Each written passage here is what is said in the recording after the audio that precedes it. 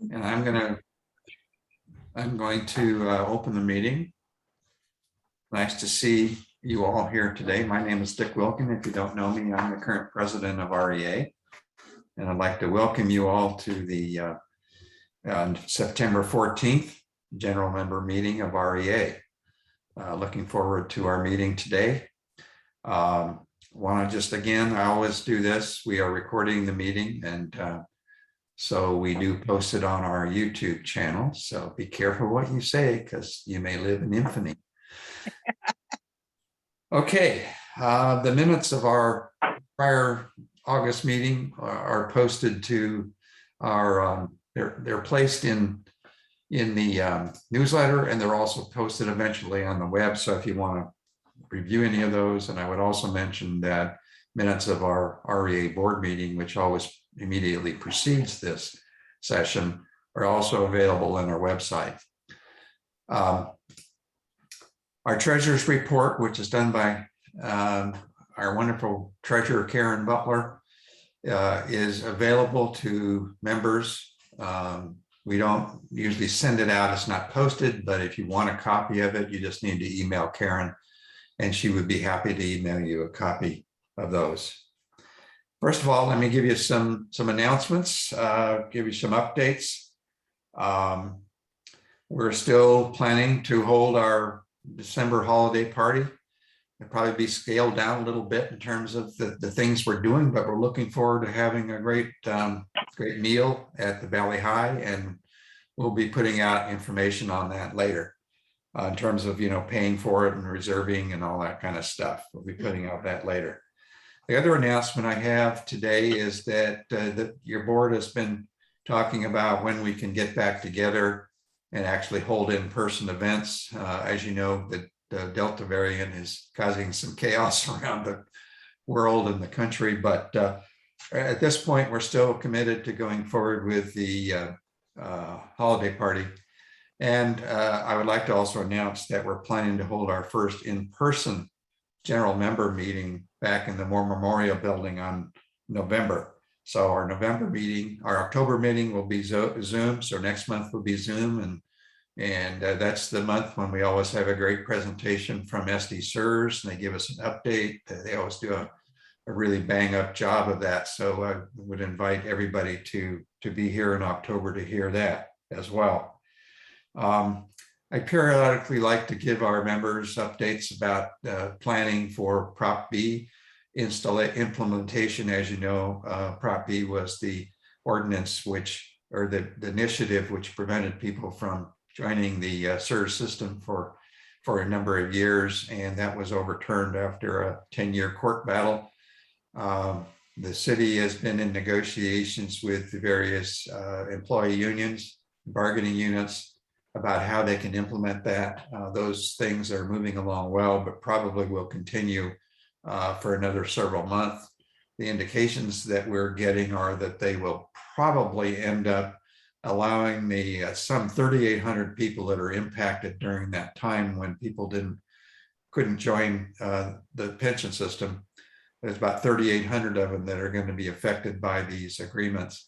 And the indication is there probably be giving a choice in terms of whether they go back into the pension system, into SIRS, or whether or not they pursue and keep their 401k type systems. That's not a done deal. Again, the negotiations are underway. We would expect that they would go for another several months, and probably it would take. It'll probably take all of next year to implement. Okay. No problem.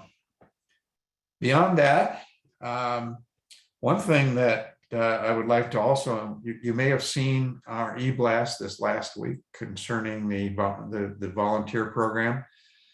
Just a reminder to everybody that we've, for the last 2 years, under Dave Toomey, our VP of programs, we've been doing an image enhancement program, basically the theme being that we're all still serving the community. And we've done a number of things like co-sponsoring things with the online newsletter, The Voice of San Diego. We've gotten a lot of good recognition from that. We've done virtual food drives for the food bank. We're going to do another one in December. We just recently co-sponsored a Prevent Drowning Foundation event where a number of kids from the Linda Vista, Kearney Mesa area were taught water safety. And the latest one, and we've always had in mind doing more volunteer type activities, giving our members chances to continue to serve the community. Right, we just announced that you saw there was a e-blast that asked for interest in it to see if there was sufficient interest in such a program. There was a real good response to that, so we've decided to move forward with that, and we're looking forward to it because our members are going to be given an opportunity at their own, to sign up for all you do if you express interest and you sign up is you agree to get the emails that present the opportunities. And we're looking forward to that. That helps round out our still serving the community part of our image enhancement initiative. So we're really looking forward to that.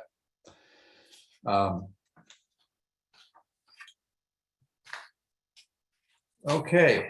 At this point, I'd like to welcome Cynthia Queen, who's the Membership Services Director for SERVS, for her comments. Cynthia?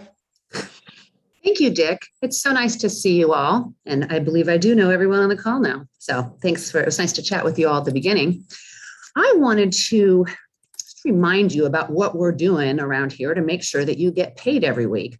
I spoke to a retiree last week, a fellow who had done some good work for the city, and he was just having a nice chat with me. And I said, hey, does that pension check arrive at the end of every month? And he said, it sure does without fail. And I love you guys. And I said, we love you. So, but of course, there's a lot that goes on to make sure that we are always taking care of you, because I'm certainly here to serve you and I'm glad to have such a job. I believe it was made for me. So one of the things that we do is it's very important for us to have a well-governed board of directors for SD SERVS. Greg Rodmaker, our CEO, is on the call, and our deputy CEO, Marcel Voorhees-Rossmann, is also here. And they work very hard to work with our board and to help them make great decisions for you by providing excellent input and information to the board. But it's interesting to me what a wonderful board we have right now, because I've been around for a while now and got to work with Dick Wilkin while he was on the board. Excellent board of directors member. Was wonderful to work with you. And we just this last week had our board meeting and we elected our vice president, a fellow by the name of Paul Kaufman. He is one of the appointed members. As you know, there are 7 people on that 13-member board who were not members of the system, making sure that it's independent. And Paul has an excellent background in finance and economics. And I mean, he's like amazing. He's writing a book and teaches MBA classes and all kinds of stuff. But he's also really into organizational improvement. So he's been on our board for a few years now, was a wonderful addition as the vice president. And then the president is currently also an appointed member. Her name is Karina Coleman, and she is one of the big investment folks over at Sempra Energy with an excellent background in that. And then with the wonderful complement of the other elected members who are part of the system and the other appointeds, it's just really a great group of people who are running the board.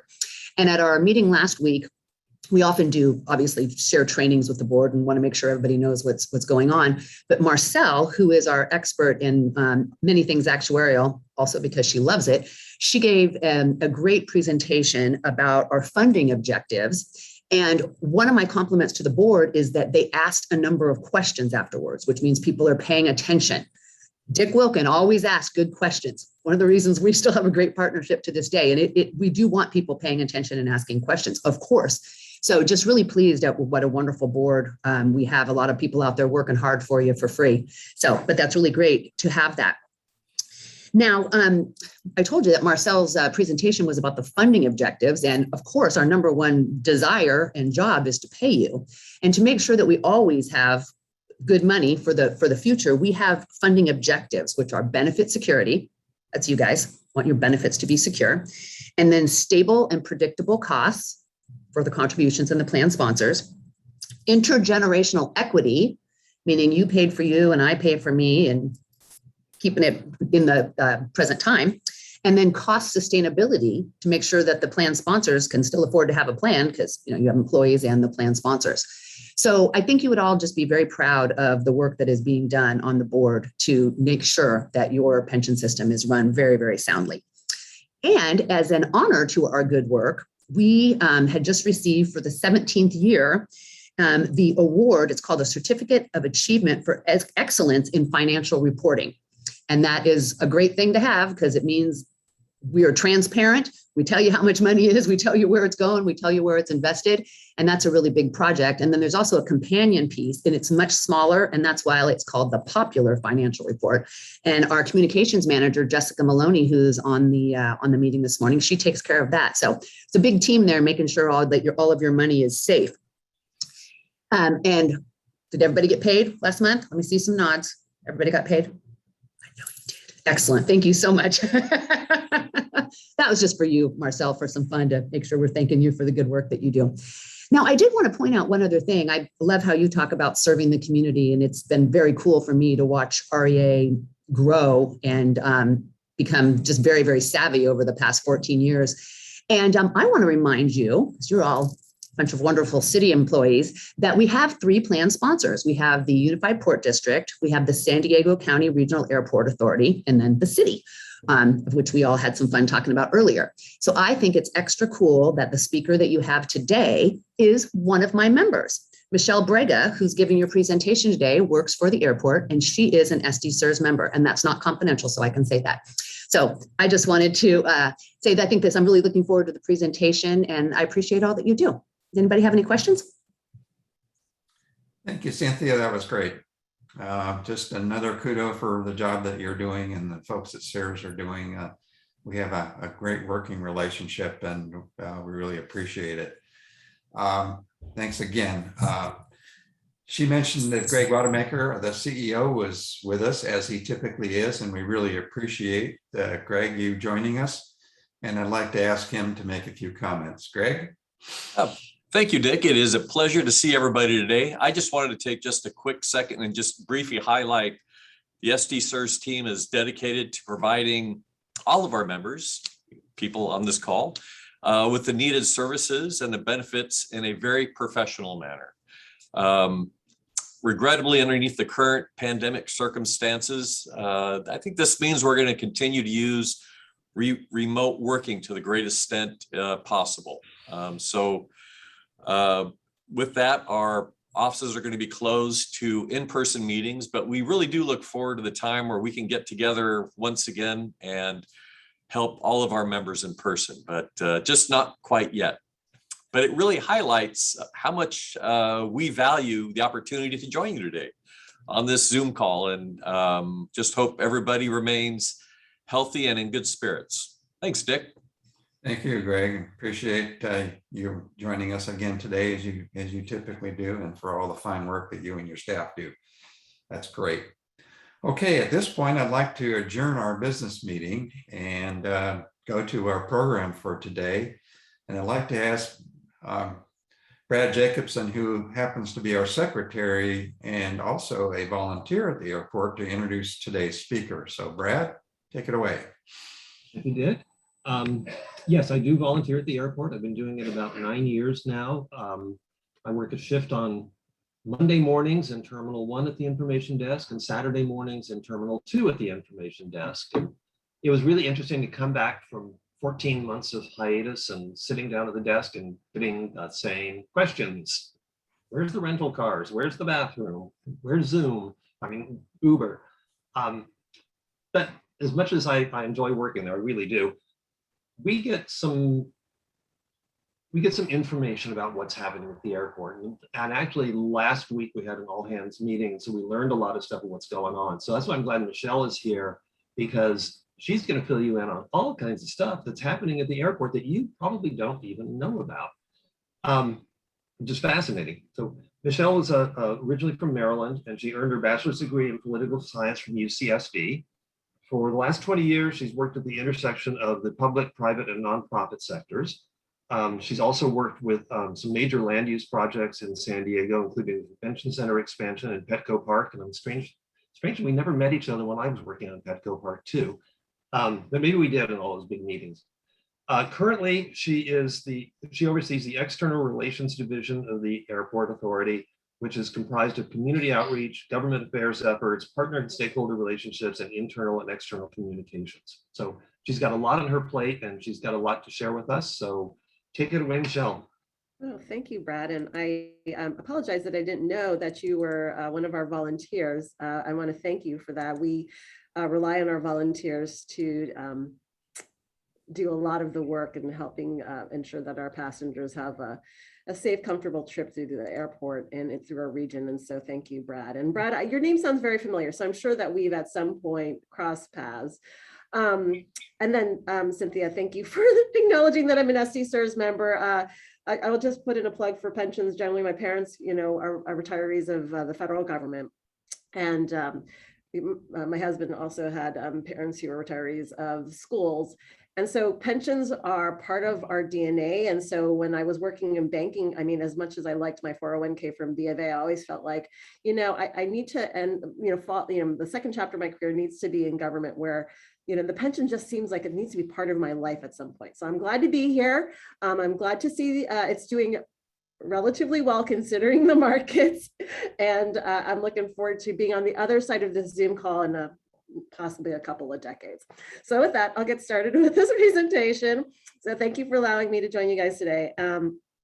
Undoubtedly, the COVID-19 pandemic interrupted a historic period of growth. And I'm going to turn off my video. Hold on 1 second here. I don't like looking at myself when I'm talking. The COVID-19 pandemic did interrupt a historic period of growth in air travel to and from the San Diego region. And there are many signs that recovery is on the horizon, but we are forecasting and proceeding cautiously and conservatively. And so what I'm going to share with you is what our traffic looks like right now in the through the terminals, what our air service looks like, what we're expecting in terms of recovery, and then the new Terminal 1. But that said, we are doing so much at the airport. So if there are other questions that you think of, please hang on to them. And at the end, I'm happy to talk about them because there are no shortage of good things that are happening over here. So this slide shows that basically the return of 2019 passenger volumes are unlikely to occur before 2023. So 2019 was a historic period of air travel, not just for San Diego International Airport, but for all airports. We achieved 25 million passengers in 2019, and all signs were we were going to continue to grow as passenger air travel becomes increasingly popular. Michelle, Airlines for America. I just want to, we don't see the slide. Oh, you don't?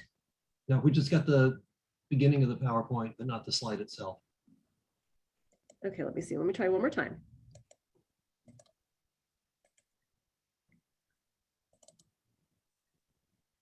Can you see? There we go. Okay, There I'm we going to go. advance. Just make sure. Does it? Do you see that next slide too? Yes, Okay, great. we're good. All right, no worries. So Airlines for America is our airline trade group, and they have shared both the pessimistic and optimistic analysis of when we might expect to see domestic 2019 passenger numbers again. Best case scenario is in 2023, and worst case scenario is 2024. It is widely agreed upon that domestic travel will rebound sooner than international travel, and I think we all understand why. The next slide is our enplanements, which is basically the number of people that board a plane at San Diego International Airport. You'll all understand fiscal years. So this teal line is our fiscal year 20, and this green line is our fiscal year 21. You will see that in February of 2019, we were, 2020, we were at about, this is where we start to fall off. March 2020 is when pandemic totally shuts things down.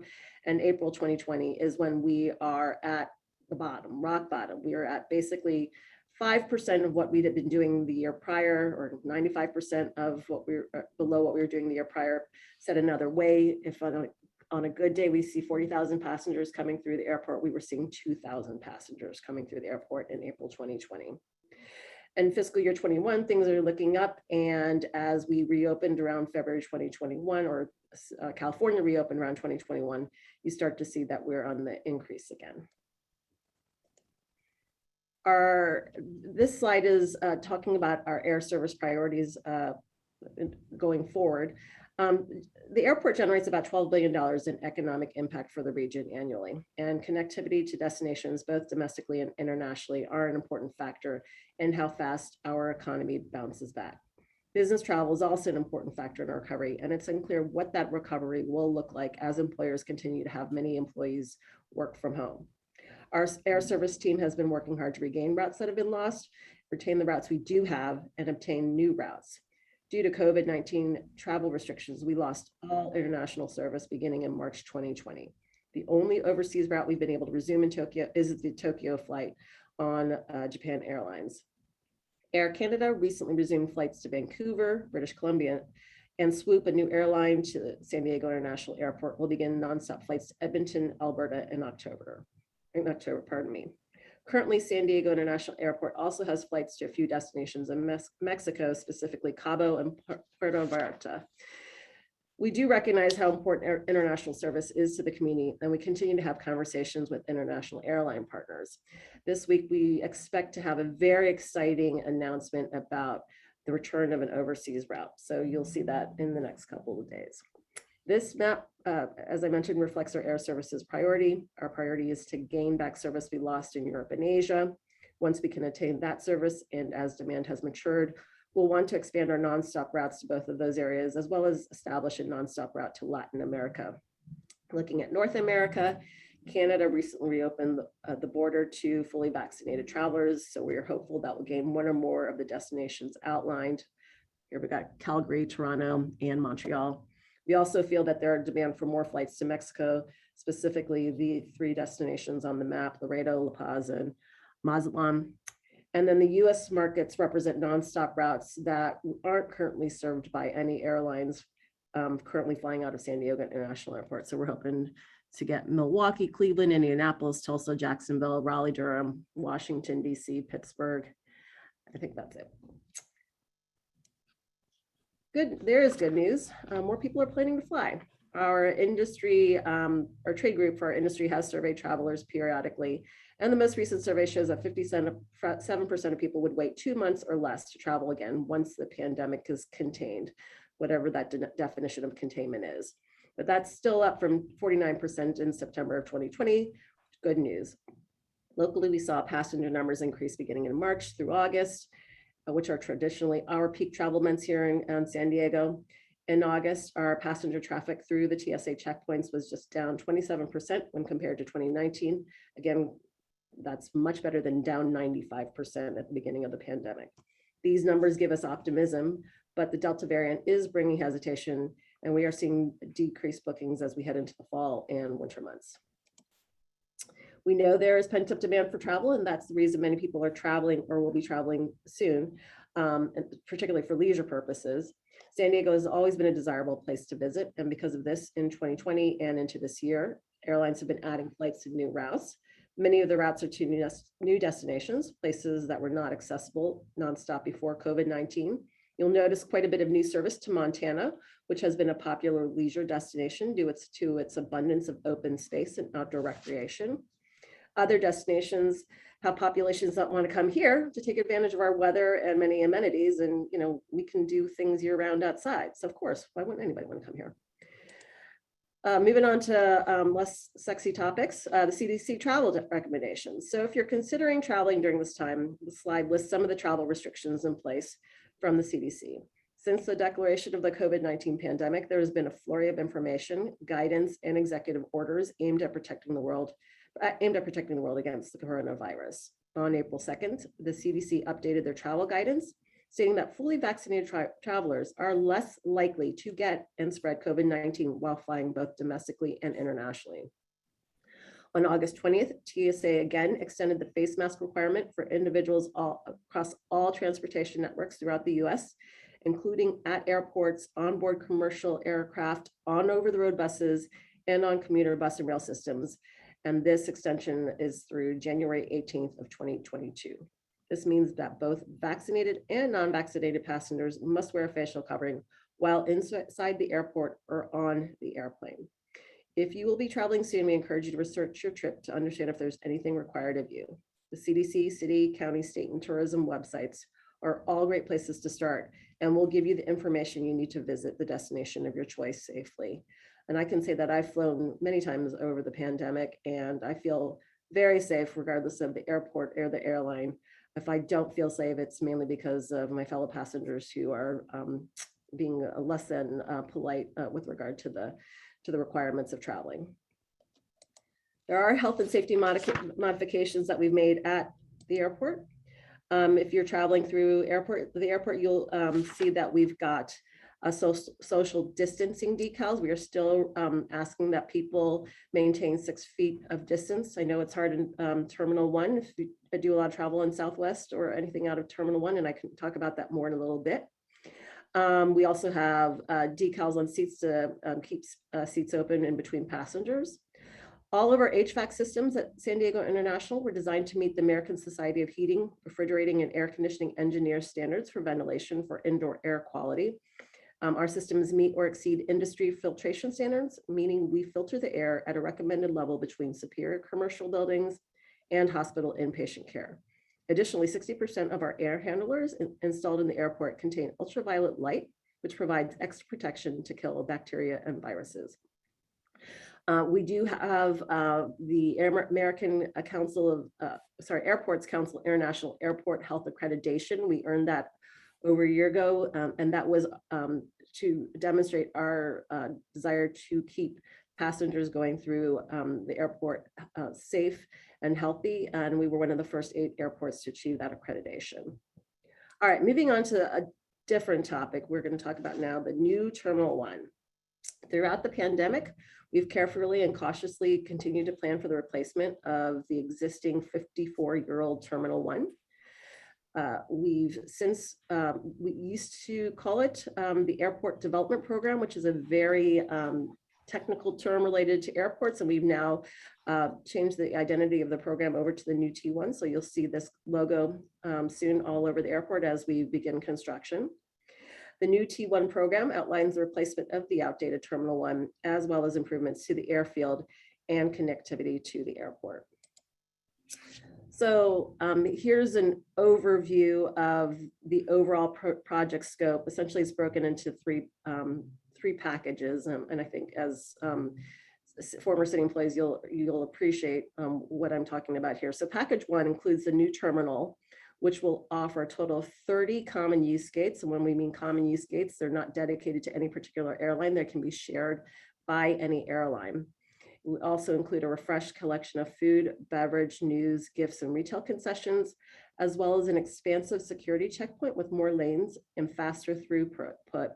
And if you are familiar with Terminal 1, you know we have right now 2 rotundas with 2 separate check lanes, and they're both can get pretty crowded. So you'll be quite pleased with what the new Terminal 1 will have to offer.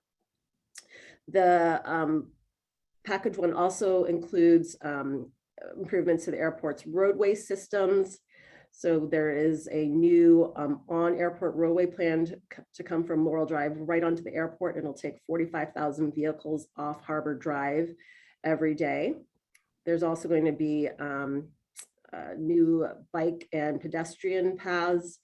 We're really excited about these roadway improvements. We've also in package 1 have a 5-story parking plaza, which will handle ground transportation services and be ready for electric vehicles. This will replace the surface parking lots that have been at the airport for quite some time now. Those surface parking lots, if you're familiar with them, long-term parking and the cell phone lot will go away to make way for this new terminal. All told, the airport will have 62 gates, which we're pretty excited about.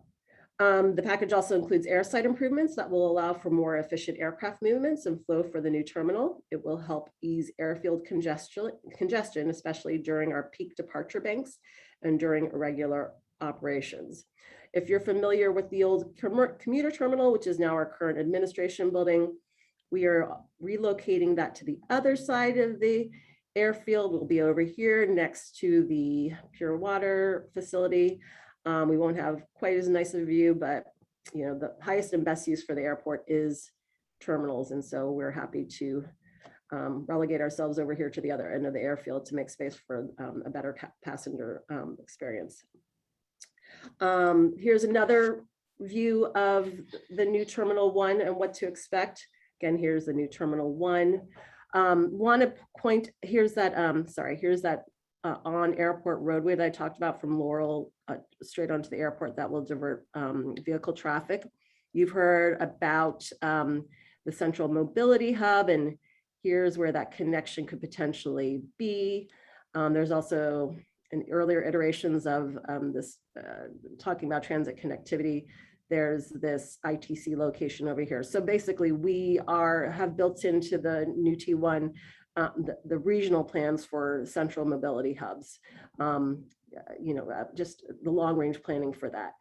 Similar to that, we've got this transit ready area that we've built into our plan. So basically we took out parking from the parking plaza structure that was intended for the new T1, instead move that to be a transit ready area for whatever transit connection, whether it's an automated people mover or fixed light rail. We've made space for that when the regional planning agencies led by Sandag come to an agreement on what that will look like. And if you're interested in knowing this little fact, it is equidistant between the two terminals. So folks who get off here will be able to walk pretty conveniently between the two terminals to their destination.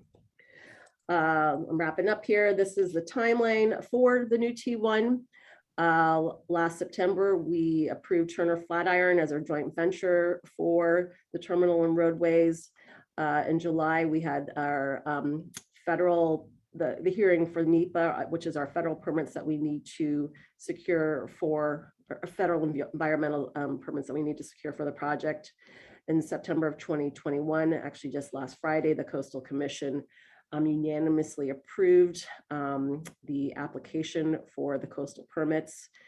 Next month, we will go to the Airport Authority Board to vote on the maximum contract price and whether to proceed with the project, which is also contingent on the NEPA approval. And later in October, we anticipate NEPA approvals. And so the earliest possible date for potential groundbreaking would be in November of 2021. And with that, I will stop there. And like I said, there's a lot of information I presented, and then there's a lot of other stuff going on at the airport, and I'm happy to take questions.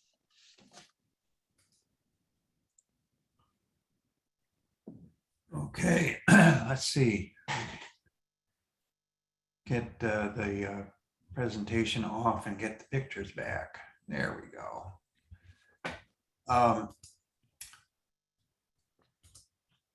If you have a question, kind of raise your hand and we'll get you unmuted. You need to unmute because everybody's muted at this point. Michelle, I did have a couple of small questions to get started. Maybe I missed it, but what happens to the existing Terminal 1, that whole structure? It's going to be demolished. So we'll do this in phases. We'll keep Terminal 1 operational while we build out the new 19 gates. And then once that's built out, overnight, we'll flip the switch, we'll move Airlines over, and then we'll begin over to the new T1 facility. And then we will begin the demolition of the rest of Terminal 1 and replace it with the remaining 11 gates that will constitute the entire new T1.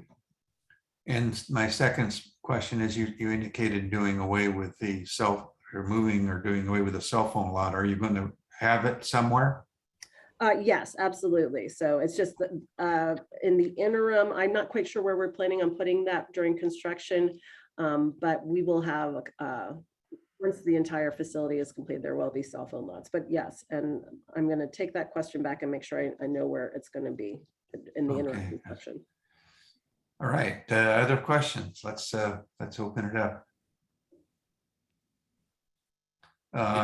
Daniel, right, Daniel. Is this going to allow for larger airplanes to land?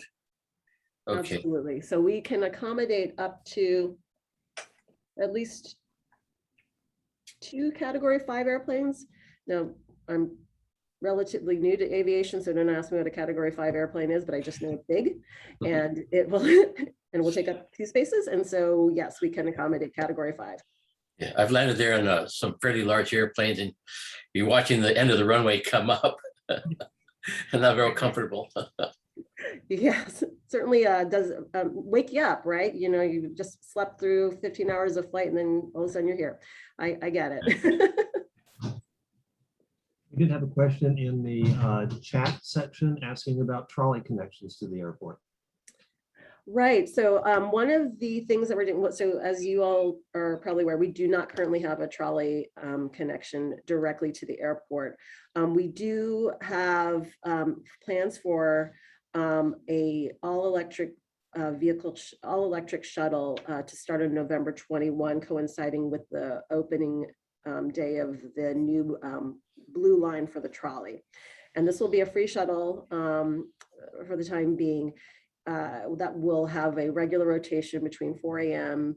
and 1 a.m. to take folks from the Old Town Transit Center station to the airport. So that's the interim solution. Again, Sandag and MTS, those are the lead agencies on getting a trolley connection to the airport. In the meantime, we've committed to doing a trolley, a bus shuttle to Old Town Transit Center. All right. Who else? Karen. I can't, Karen, you need to, let me get you unmuted. What? Ask, unmute yourself there. There you go. Okay, Karen. I was just noticing that Mary Valero had a follow-up that saying that the trolley did not allow for luggage. The trolley, so my understanding, that's a good question. But a big part of the planning has been to create that connectivity. I don't know I don't know exactly what it looks like inside the trolley itself, but I'm happy to get back to you on that because I just feel like we've already anticipated for that and the MTS has anticipated for that and we've answered that question. So I need to get back to you if that's okay. Yes, and good point. The 992 buses have luggage racks and that service still exists. And actually that is back to pre-pandemic levels in terms of its usage. Most of our employees, a majority of our employees live in the South Bay, and that is an important way for them to get to the airport. Thank you for that comment. John, we hear you. My audio went south for a minute, but how many gates are there on the old terminal and how many will be in the new terminal? So right now we have 3, sorry, I should know this off the top, but I think it's 19, we have 19 gates in the current terminal 1 and we're adding 11. So we're going to be going from 19 to 30. Thank you. Yeah. And altogether we'll have 62 gates throughout the entire airport. A little fun fact about the new terminal 1 is it's going to be linear. So right now we've got 2 rotundas, as we know. It's going to be linear and it'll be a ½ mile long. So anybody who wants to get their steps in when they go travel, will get that opportunity. I just wanted to add that when we had our in-house meeting, they whoever was doing the presentation for the airport also mentioned that one of the features will be post-security connectivity between Terminal 1 and Terminal 2. Right. So you don't have to go out of security, change terminals, and then go back through security. So once you that is a very big deal. If anybody has mistakenly started their trip in the wrong terminal, either Terminal 1 and Terminal 2, and to go back out on the sidewalks to walk to the correct terminal, and then have to go through the security process again. We will now have one contiguous airport where you don't have to exit the one terminal in order to get to the second terminal. You will just be able to walk all the way through, like a grown-up airport. Marianne. So I'm guessing with more gates, that means more planes and more traffic in the air. And So- I'm concerned about that kind of security. Security, well, let me address that. So let me address that a couple different ways. So it's actually the runways that determine our maximum capacity for air traffic here at the airport. It's not the terminals. So we are forecasted to hit 40 million passengers at San Diego International Airport. As a comparison, again, 2019 was our record volume year. We had 25 million passengers. So by 2040, we're expected to have 40 million passengers. Those flyers are going to come, that traffic is going to come regardless of whether or not we rebuild Terminal 1.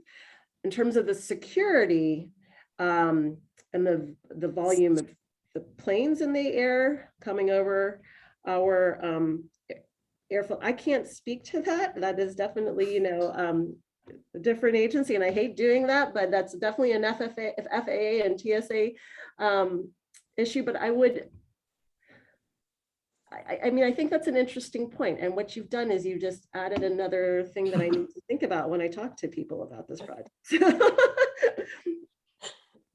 Sorry, I don't have a hard answer for you on that one, but I do appreciate, if anything, it's a great comment, and I'm going to take that one away.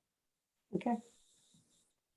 Yeah, I do hope people are thinking about that. So sure thing. Did I see that you're going to still plan to add a second runway? No, we don't have the capacity. I didn't think so, but yeah, no, we're going to make the airfield more efficient so that planes can taxi better on the runway. Gotcha. Right now, if you're familiar, if a plane is backing out at gate 2 and there's a plane coming from terminal 2, planes have to wait as that plane backs out. And so as we make the taxiway more efficient and widen it, it will allow for more uninterrupted flow on the taxiway in order so that planes can continue to proceed. We have a really wonderful track record of on-time arrivals and departures. This will just allow us to be even more on time as we make those runway or taxiway improvements. Yeah, the 661 acres is what we've got. We can't do anything else to it to add a runway, but all we can do is make it more efficient and a better experience for both planes and the passengers. You can't just bulldoze the MCRD area? Well, what we've done lots of studies on that property, and it would entail much more than bulldozing MCRD, and I don't think that people in Point Loma would really appreciate that. So we're just not going. They would bulldoze you. Yeah. All right. Anybody else? Well, Michelle, thank you very much. That was an excellent presentation. And on behalf of the membership of REA that's here, we really appreciate you and your staff. And thank you very much for making a presentation today. Well, thank you for your time. And again, I'm looking forward to joining you in a couple of decades on the other side of this call. So That's great. That's great. Take it easy. All right, we're going to adjourn our program now, and we'll keep the Zoom open a little bit longer for people that want to socialize and banter about. And I'm going to stop the recording here if I do it right now. But thank you all for participating today, and we hope to see you next month.